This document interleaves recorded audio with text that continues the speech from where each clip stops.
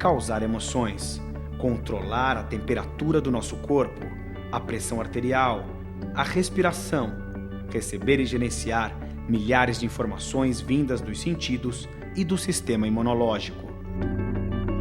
Controlar o andar, o correr, o falar, o dançar, o raciocinar, o sonhar, o imaginar, registrar memórias e usá-las para planejar o futuro.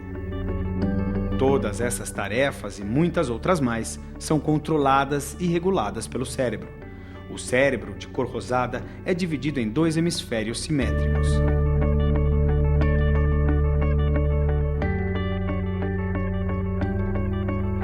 Uma das partes do cérebro é o córtex que predomina na superfície exterior do cérebro. Outras partes do cérebro são os núcleos profundos, o tronco encefálico e o cerebelo. No nosso cérebro existem cerca de 86 bilhões de neurônios, que são as estruturas básicas do seu funcionamento. A atividade cerebral se dá basicamente pela transmissão de sinais químicos e elétricos entre eles.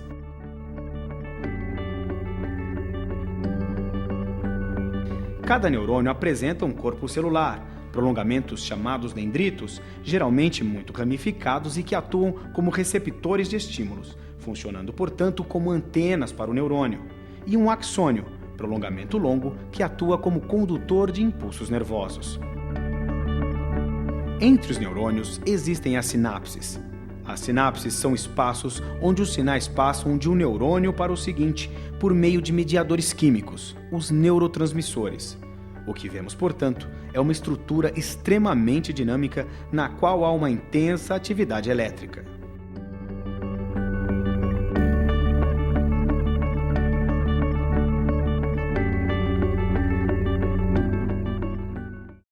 A neurociência é uma ciência jovem, ela tem cerca de 150 anos de idade, mais ou menos. Mas nesse pouco tempo, a gente já entende várias coisas sobre como o cérebro funciona, como ele se desenvolve, como ele se forma e como ele faz de nós o que nós somos.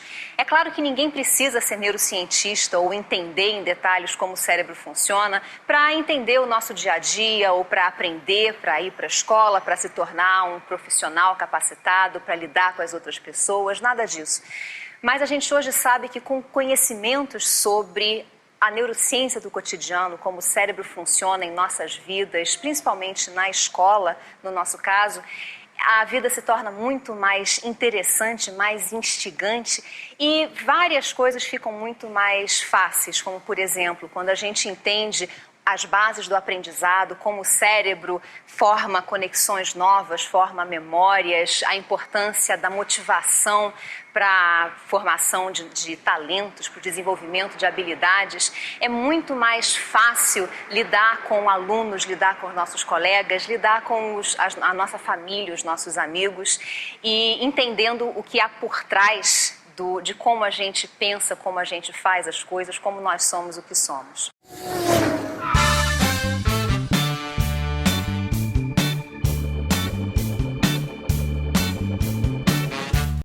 O cérebro é um órgão, como vários outros do corpo, com cerca de 1,3 kg, mais ou menos, que tem uma estrutura que no nosso cérebro, no ser humano, é bastante semelhante à de outros animais.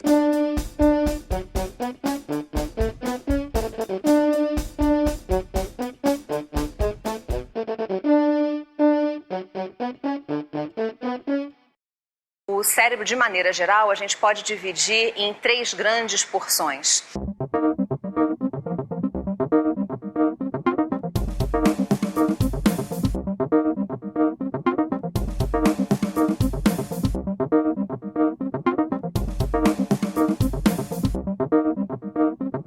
Todo um conjunto de estruturas que se prestam a receber informações do ambiente e processar essas informações de uma maneira coordenada, digamos, que permitem que o cérebro crie uma imagem, uma representação sensorial do ambiente. Isso é muito importante para permitir que tudo que a gente faz aconteça de maneira adequada, ajustada à realidade do ambiente. Nós não sabemos o que é de fato real, mas o que nós temos através dos sentidos, construído pelo cérebro, é uma representação da realidade, que funciona para a gente como uma hipótese de trabalho. É a partir dessa hipótese de trabalho sobre onde estão as coisas, como a gente se localiza no ambiente, sobre a identidade das coisas, a distância que elas estão de nós, e também sobre uma representação de como nós nos sentimos, é que a gente cria o nosso comportamento e organiza o nosso comportamento em relação aos outros. Essa imagem composta que o cérebro cria a partir dos sentidos é levada para outras regiões do cérebro que são encarregadas, então, de gerar os movimentos, de gerar o comportamento. Todos os nossos movimentos, para serem não só fluidos, como também apropriados, adequados às suas intenções, ao que você precisa fazer, precisam ser criados de acordo com essa imagem sensorial que a gente tem do mundo. Então, boa parte do sistema nervoso é dedicada a processar essas informações dos sentidos, criar uma representação unificada do mundo e usar essa representação, então, para que a gente possa se movimentar. Para que a gente possa ter os nossos comportamentos, interagir com as pessoas, interagir com o ambiente. Além dessas porções do cérebro, a sensorial que fica na parte de trás e a motora que fica nessa parte mediana, a gente tem o córtex pré-frontal, que é essa porção mais da frente do cérebro, que por definição não é nem sensorial nem motora. É o que a gente chama de córtex associativo, justamente porque ele é capaz de acrescentar complexidade ao nosso comportamento. Ele é capaz de, através de associações com as memórias do passado, com a elaboração de projeções para o futuro, os seus objetivos, as suas estratégias, metas. É esse córtex pré-frontal que permite que a gente saia do presente. A nossa vida mental, ela não é limitada ao aqui e agora, graças a essa porção do cérebro que permite, então, que o nosso comportamento seja muito mais complexo e leve em conta não só tudo que nós fizemos no passado, como também, com base nisso, o que a gente espera para o futuro, o que a gente antecipa que aconteça nos próximos segundos, onde a gente deseja estar daqui a um dia, uma semana, um mês, um ano, e o que é necessário fazer para chegar lá.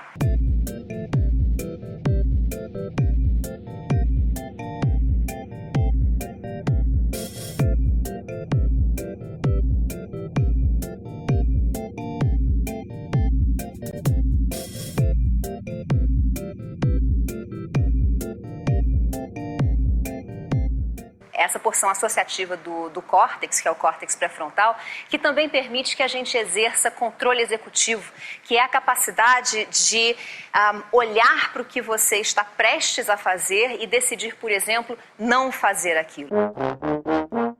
É uma das habilidades que a gente desenvolve na adolescência, por exemplo.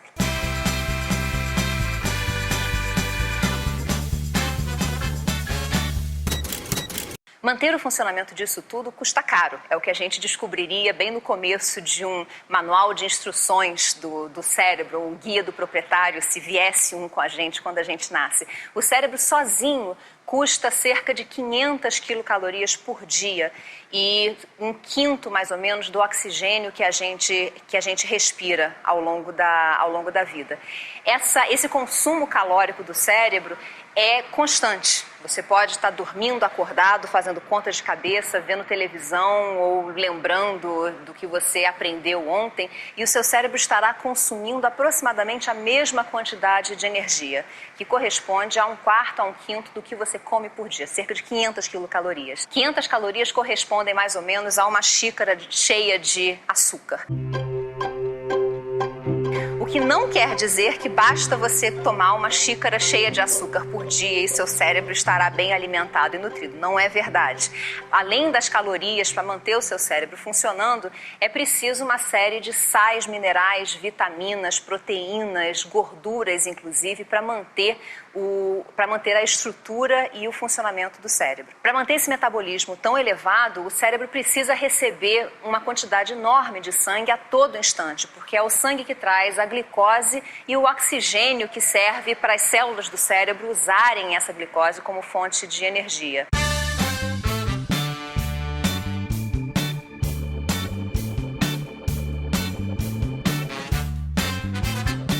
Quando a neurociência começou a estudar o metabolismo do cérebro, parecia um paradoxo o fato do cérebro consumir sempre a mesma quantidade de energia. Não importa se você, por exemplo, fica relaxado, dormindo, sonhando ou resolvendo problemas de matemática de cabeça. Isso é paradoxal porque a gente sabe que quando a gente começa a fazer uma atividade física, por exemplo, os músculos precisam de muito mais energia e, portanto, eles recebem mais sangue para sustentar esse metabolismo.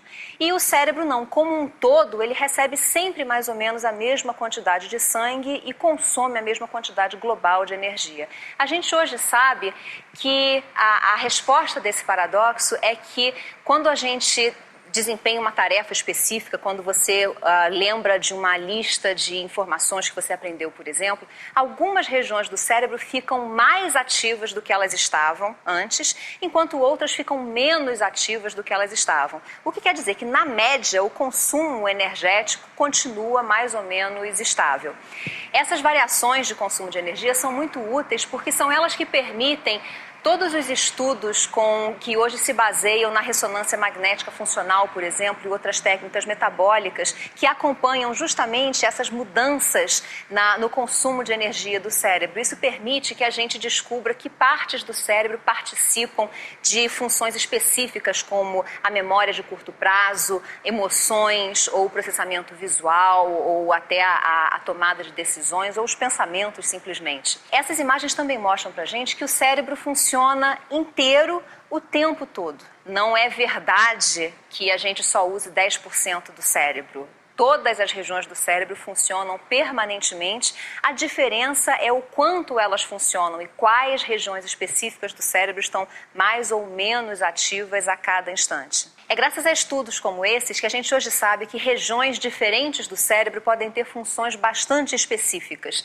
Não só visão, audição, olfato, as sensações da superfície do corpo, as sensações de posição do corpo, planejamento motor, o controle de partes diferentes do corpo, mas também, por exemplo, a elaboração de objetivos, a elaboração de estratégias para você alcançar esses objetivos, a tomada de decisões, a memória de curto prazo, por exemplo, a capacidade de antecipar o que deve acontecer. O que nós somos é o resultado do funcionamento em conjunto de tudo isso ao mesmo tempo, o tempo todo.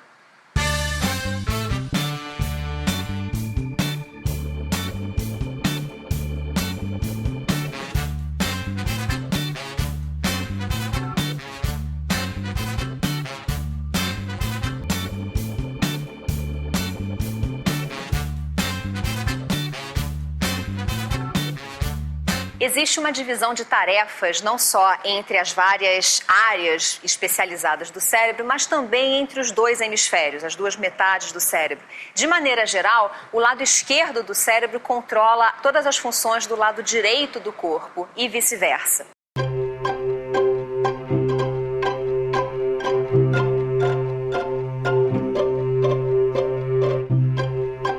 Isso não quer dizer que a gente use o lado esquerdo do cérebro para algumas funções e o lado direito para outras. A divisão se aplica ao controle do corpo, mas mesmo assim é preciso que haja muita interação entre os dois hemisférios para que o corpo da gente se comporte como um todo, justamente, não como duas metades, esquerda e direita.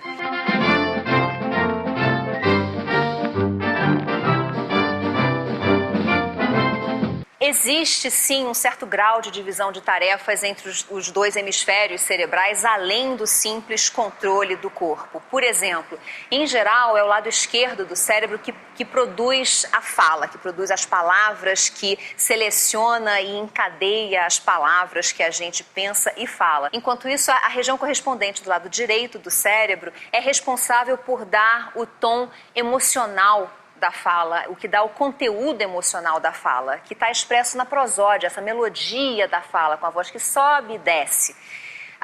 Agora, a fala, com todos os seus nuances, com o seu conteúdo emocional, justamente, ela é o resultado da interação dos dois lados do cérebro.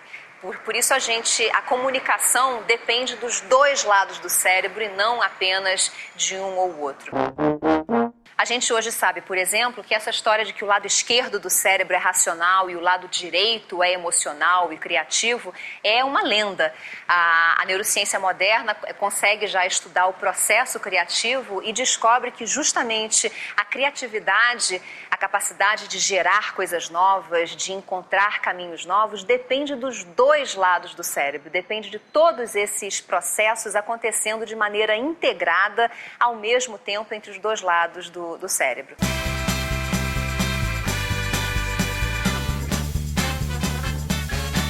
Assim como seres humanos existem dois modelos básicos, homens e mulheres, é natural que o cérebro humano também existem dois modelos básicos, o masculino e o feminino. A diferença mais gritante entre o cérebro masculino e o feminino é tão óbvia que a gente nem nota que ela é uma diferença cerebral, que é o que diz respeito à preferência sexual. A razão pela qual 90% dos homens se sente sexualmente atraído por mulheres e 90% das mulheres se sente sexualmente atraídas por homens é o cérebro, justamente. É uma diferença no cérebro deles e delas que faz com que o dono daquele cérebro ou a dona daquele cérebro se interesse por pessoas de um sexo em particular.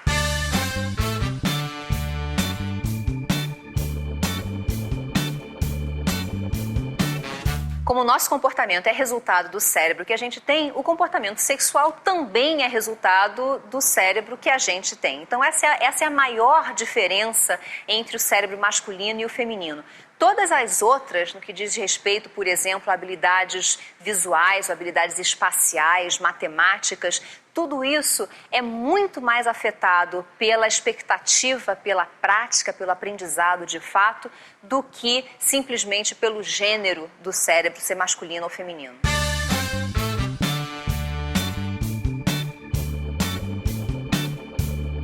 Isso não quer dizer que ele é melhor, nem que possui mais neurônios, nem que é capaz do que o cérebro feminino. Ele é apenas, em média, ligeiramente maior. Até onde a gente sabe, o tamanho do cérebro não tem nenhuma associação com a inteligência, com as suas capacidades, com a memória, nem é garantia também de que você possua mais neurônios.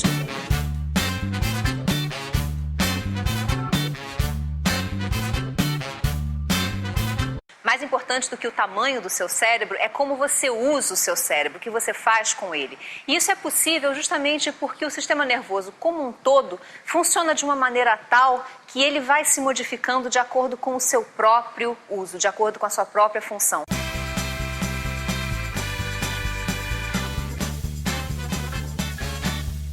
Tudo que a gente faz deixa marcas no cérebro. O cérebro se modifica de acordo com o seu próprio funcionamento, de acordo com as suas próprias decisões, de acordo com as suas experiências. Uma das mudanças mais claras no cérebro ao longo da vida é a que a gente vê do nascimento até a idade adulta.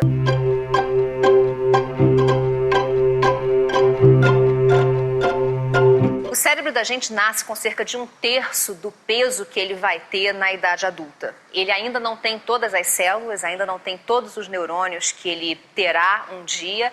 E o tamanho adulto é atingido na pré-adolescência, lá pelos 10 a 12 anos de idade, mais ou menos.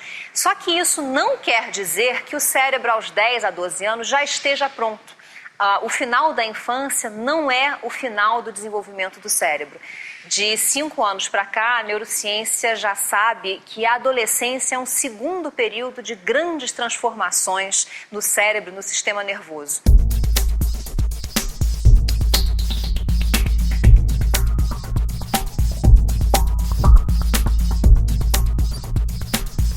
É um novo período de geração de exuberância, de excessos, de conexões entre neurônios no cérebro, seguido de uma nova fase de remoção dessas conexões excessivas, de limpeza, de acordo com o uso que a gente faz.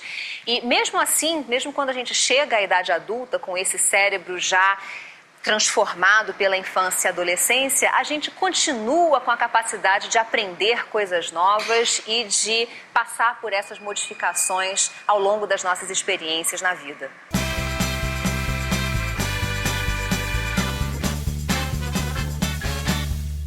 Mudanças no cérebro são a base do aprendizado. A ideia com que a neurociência trabalha hoje é que o aprendizado consiste justamente na modificação dessas conexões entre neurônios no cérebro. Isso acontece muito mais facilmente, muito mais rapidamente no início da vida, que é a fase em que o cérebro tem uma quantidade enorme de informações, de regras por aprender sobre o ambiente, sobre o mundo em que ele se encontra. Por exemplo, a gente não nasce já sabendo que língua vai falar. O cérebro, ao nascer, ele é capaz de aprender todas as línguas que a espécie humana conhece no planeta. Que língua você fala de fato na sua infância, na adolescência, quando você for adulto, depende da sua experiência, depende da língua que o cérebro ouve ao longo da infância e do que ele usa para se comunicar de fato.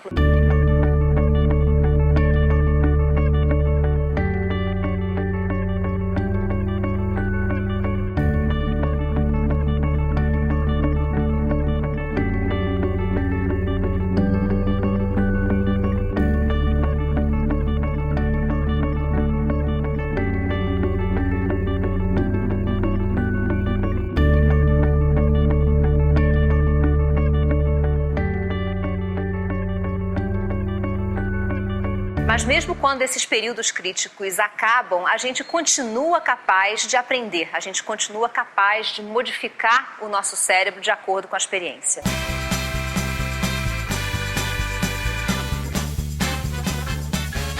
Uma ideia muito popular e muito errada é que as nossas decisões são feitas de maneira racional. Quer dizer, a gente avaliaria quão positivo ou quão negativo, quantos benefícios, quantos custos a gente teria com alternativas possíveis e tomaria uma decisão lógica a partir daí. As melhores decisões seriam supostamente lógicas e racionais. Isso não é verdade. O cérebro possui um sistema especializado em atribuir valores ao que a gente faz, quão bom ou quão ruim alguma coisa é. A base dessa atribuição de valores é a emoção.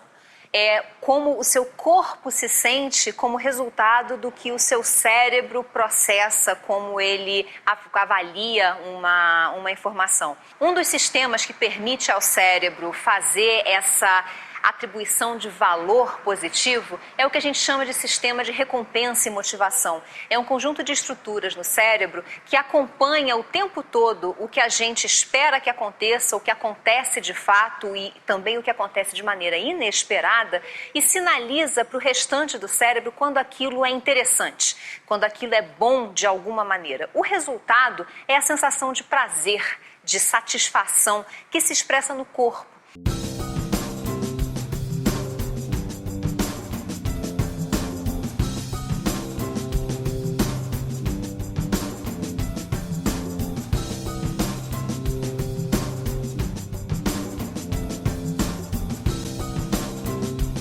Essa emoção positiva que o corpo expressa de acordo com o que o cérebro acabou de fazer é o sinal que o corpo devolve ao cérebro de que alguma coisa deu certo e, portanto, deve ser repetida mais para frente. Vale a pena ser feita de novo, vale a pena o esforço para que aquilo aconteça mais uma vez.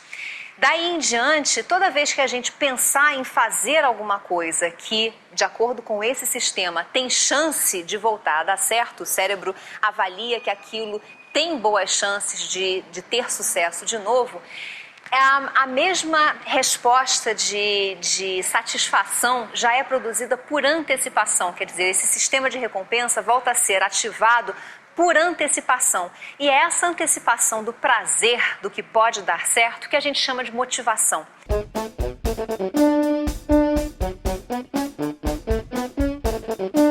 A motivação é, portanto, essa ativação antecipada do sistema de recompensa que faz com que a gente literalmente se mova, saia do lugar, levante, saia da cama de manhã e parta para o dia de trabalho, de lazer, de aprendizado.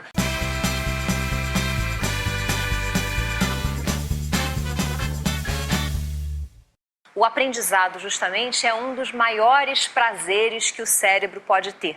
É como ele descobre que uma nova maneira de fazer alguma coisa, de resolver um problema, de juntar informações, dá certo e é interessante. Então, o aprendizado é um estímulo poderoso para o sistema de recompensa que nota que ali tem algo importante, valioso e digno de ser repetido e premia, então, o resto do cérebro através do corpo com essa sensação positiva de satisfação que pode chegar até a euforia.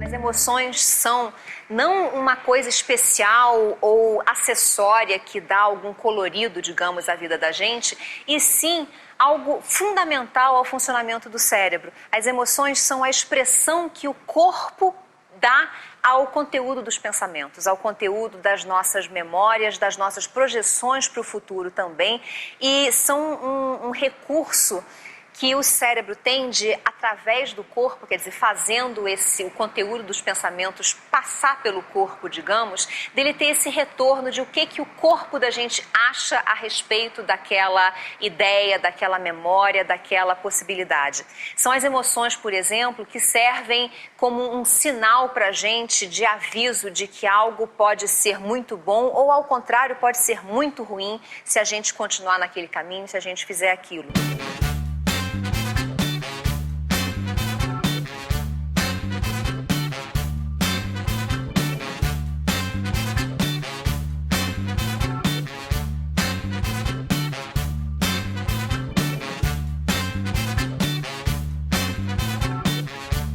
O grande defensor da importância das emoções para a vida cotidiana da gente, sobretudo para a tomada de decisões, de boas decisões, é um neurologista português radicado nos Estados Unidos há muito tempo, chamado Antônio Damasio. Foi o Damasio que demonstrou nos anos 80, de maneira sistemática, o impacto que as emoções têm para as nossas decisões. Nessa época, ele recebia pacientes no consultório que vinham encaminhados pelas famílias porque eles eram executivos, homens de negócios, investidores financeiros, por exemplo, que começaram a tomar péssimas decisões financeiras e colocavam tudo a perder, levavam a família à falência ou a empresa à falência. E o Damasio descobriu que o problema dessas pessoas não era racional, elas continuavam perfeitamente capazes intelectualmente, perfeitamente inteligentes. O problema é que elas tinham perdido a capacidade de sentir medo. Elas não conseguiam mais ter essa resposta do corpo às previsões do cérebro quando elas consideravam decisões arriscadas, quando elas consideravam investir todo o dinheiro na bolsa, apostar o dinheiro em uma decisão, levar a empresa para um novo rumo arriscado. E sem esse aviso prévio do cérebro passando pelo corpo, que é o medo, essas pessoas tomavam decisões puramente racionais, com base em probabilidade de alto retorno, e acabavam afundando a si mesmos, a empresa, a sua família. Daí veio a ideia, então, que hoje está bem mais desenvolvida e consolidada, de que as emoções têm um papel fundamental para que a gente tome decisões. Boas decisões não são, portanto, simplesmente racionais.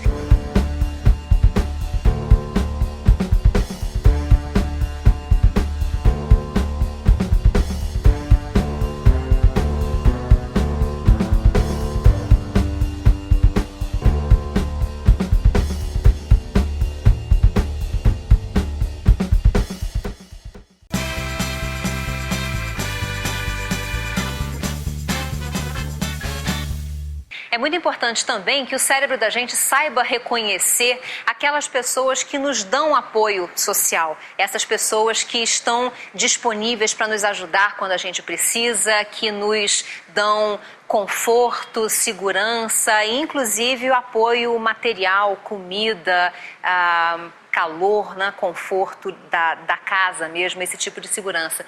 E a maneira mais inequívoca do cérebro saber que ele dispõe dessa pessoa, que ele conta com o apoio dessa pessoa, é através do carinho. A importância do carinho para o cérebro, para a saúde do cérebro, para a formação do cérebro, é uma das descobertas mais bonitas da neurociência atual.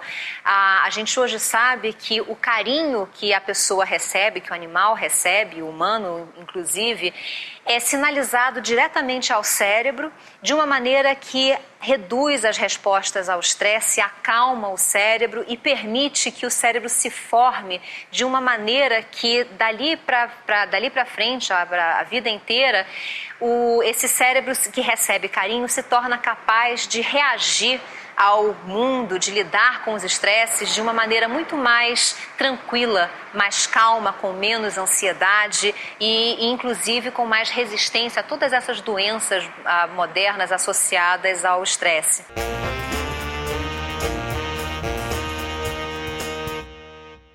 Por isso a solidão é tão ruim, tanto para crianças, bebês, como para adultos e, sobretudo, idosos.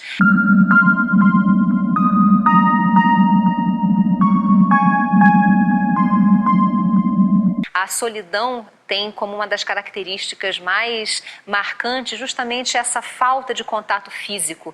E o cérebro da gente, longe de ser essa máquina ou computador racional que só se importa com receber informações e processar essas informações de maneira lógica, o cérebro precisa desse contato físico com outras pessoas, com pessoas queridas, para ter o seu bem-estar, quer dizer, para continuar funcionando, achando que tudo vai bem e, portanto, ele pode se preocupar com o cotidiano, com esses pequenos problemas por resolver do dia a dia e, inclusive, se dedicar ao aprendizado sem se preocupar com todos os estresses por resolver. O cérebro que recebe carinho é um cérebro muito mais saudável.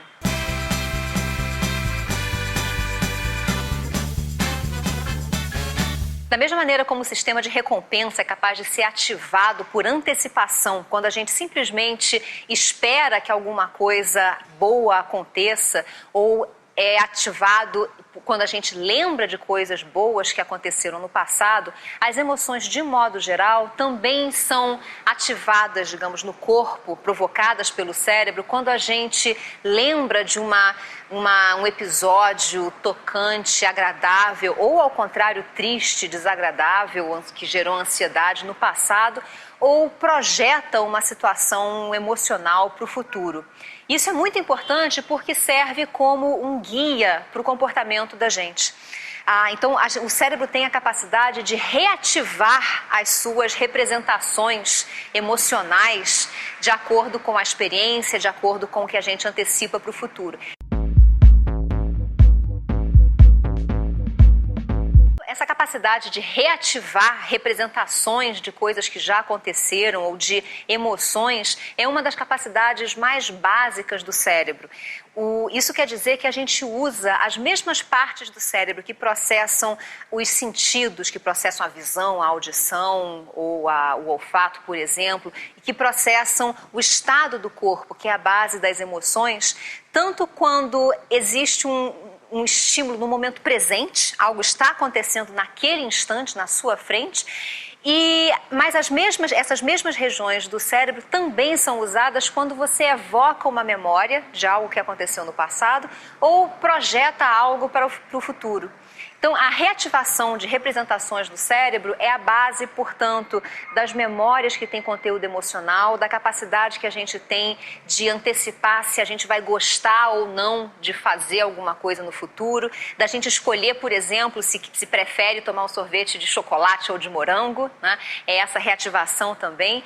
E também é a base da capacidade que a gente tem de sentir, por exemplo, empatia pelas pessoas, ou seja, a capacidade que a gente tem de sentir o que o outro deve estar sentindo, de se colocar no lugar do outro, de ficar triste quando a gente vê uma pessoa triste, de ficar alegre, contente, simplesmente de ver uma pessoa sorrindo, se sentindo alegre também. eu ficar angustiado na presença de uma pessoa angustiada, tudo isso porque o cérebro da gente, ao ver a expressão da emoção naquela pessoa, imita isso por dentro, ativa as mesmas partes que provocariam na gente aquela emoção por pura imitação, e isso faz com que a gente acabe se sentindo já um pouco daquela maneira. Então isso permite que a gente tenha uma emoção em primeira mão, em primeira pessoa, semelhante à da pessoa com quem a gente fala, com quem a gente lida.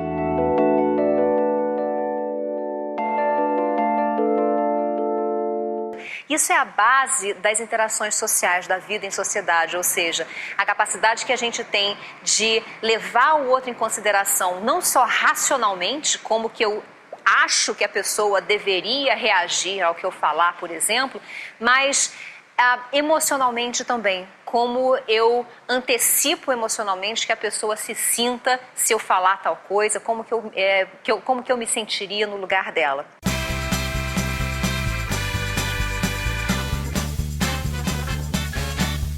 Essa reativação de representações internas de algo que a gente já conhece, que já aconteceu no passado de alguma forma, também é a base da imaginação. A gente pode definir a imaginação como a capacidade de visualizar mentalmente algo que não está presente na nossa frente naquele momento. Isso não se aplica só a imagens visuais. A gente também pode imaginar, por exemplo, um cheiro, um som, a gente pode ouvir mentalmente uma música, por exemplo, ou a voz de uma pessoa querida, alguém que você conheça. Isso tudo é imaginação. Uma outra maneira de imaginação, digamos, é a criatividade, que pode ser definida como a capacidade que a gente tem de criar um caminho novo, de encontrar uma maneira nova de fazer alguma coisa, de resolver um problema, de encaixar elementos que já façam parte do nosso repertório, que a gente conheça de alguma maneira, de uma forma nova, que resolve um problema, digamos, naquela hora. Tanto a imaginação quanto a criatividade dependem, portanto, dessa reativação de representações que você já tem no seu cérebro, quer dizer, de experiências anteriores. Agora, como a gente sabe que até os sentidos, até essas representações sensoriais dependem de experiência, por exemplo, se você não tem experiência com sons da língua francesa ou do finlandês, o seu cérebro não é capaz, ele não se torna capaz, ele não mantém a capacidade de processar esses sons. Então, portanto, ele não consegue representar esses sons do francês ou do finlandês. Como a imaginação depende da reativação dessas representações sensoriais, se você não teve experiência sensorial com alguma coisa, você também não vai ter a capacidade de imaginar aquela coisa. Então, a imaginação também depende de experiência sensorial e experiência prévia com o mundo de uma forma geral. Uma ilustração muito bacana e muito eloquente dessa limitação que a imaginação, a criatividade tem pela experiência prévia é uma charge de um cartunista americano, o Gary Larson, que ele desenha o que seria um disco voador para o ser humano pré-histórico. Então você vê o homem das cavernas saindo lá amarrado em peles da sua caverna e um disco voador na frente dele, muito tosco, feito de paus e pedras, que era justamente o que fazia parte das experiências sensoriais das pessoas naquela época. Radicalmente diferente de como a gente imagina hoje um disco voador feito de metais reluzentes e brilhantes e luzinhas piscando e coisas em movimento.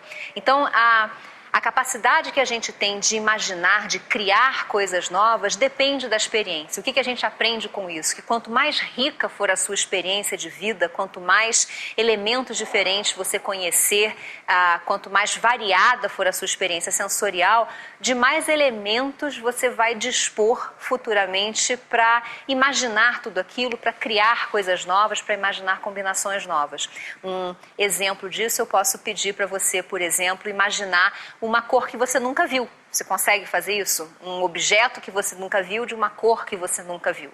A gente não consegue fazer isso. A gente consegue lidar com elementos que a gente já conhece. Se eu pedir para você imaginar um balde verde escuro, isso é perfeitamente simples de fazer.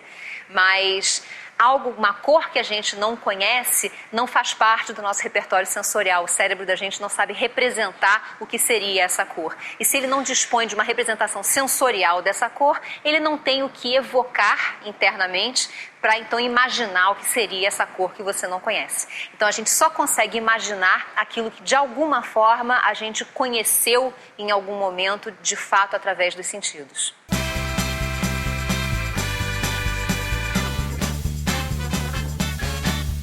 Um dos conceitos novos mais importantes que a neurociência tem nas últimas décadas é o da reorganização funcional, quer dizer, a capacidade que o cérebro tem de se adaptar, de modificar a maneira como ele processa a informação, sobretudo quando ele sofre insultos, quando ele sofre lesões, como, por exemplo, derrames ou pancadas muito fortes, ou até doenças que perturbem a estrutura e a função de regiões específicas do cérebro. Continua sendo verdade que o cérebro não se regenera. A gente não tem a capacidade de criar neurônios novos para repor os neurônios perdidos. Talvez com novas técnicas, como terapias celulares, seja possível até injetar neurônios de volta nas regiões afetadas do cérebro, mas isso, por enquanto, ainda não é uma terapia usual comprovada para o cérebro. O que a gente sabe, no entanto, é que mesmo que o cérebro não consiga reconstituir tecido afetado ou tecido que ele perdeu, ele é capaz de usar o que sobrou e modificar a maneira como essas regiões restantes do cérebro são usadas. E a base disso é o uso. A reorganização funcional do cérebro, ela acontece quando existe demanda, quando a gente insiste em resolver um problema, por exemplo, movimentar um braço ou recuperar a fala, usando aqueles neurônios que sobraram no cérebro. É aí que a gente descobre que deve existir uma rede de conexões muito mais ampla dentro do cérebro do que a gente imaginava.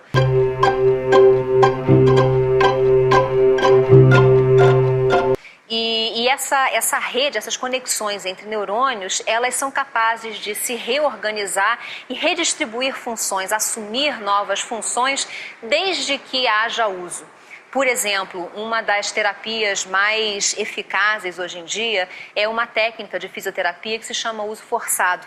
Uma técnica que à primeira vista soa cruel, porque a base dela é justamente forçar o uso daquela parte do corpo que você perdeu por causa de uma lesão. Por exemplo, a pessoa que sofre um derrame que impede os movimentos da mão esquerda, geralmente essa pessoa abandona totalmente o uso do braço esquerdo porque ela não consegue mais movimentar de maneira coordenada a mão esquerda. O que a terapia de uso forçado faz? Ela imobiliza a mão boa, no caso a mão direita, e força a pessoa a usar a mão esquerda, força o cérebro dessa pessoa a se reorganizar, redistribuir funções para que ele continue conseguindo movimentar a mão esquerda.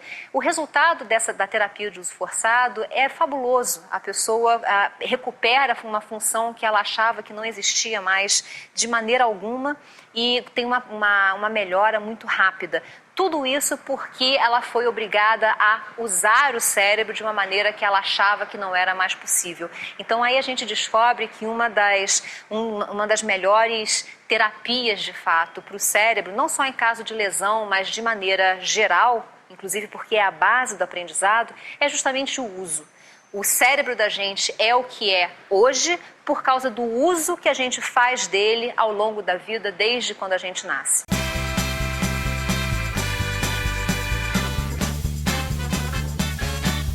Se a gente fosse escrever um guia do proprietário para o cérebro, então esse guia deveria começar com algumas informações básicas sobre o cérebro que a gente tem, e uma delas é que esse cérebro justamente custa muito caro.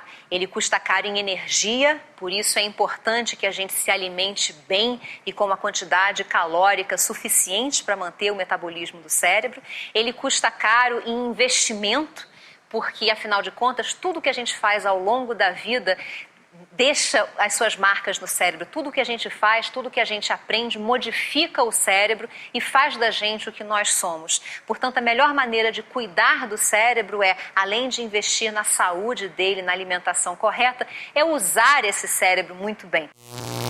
Quanto mais a gente usa o cérebro, melhor ele fica e com mais capacidade para continuar aprendendo e fazendo coisas novas.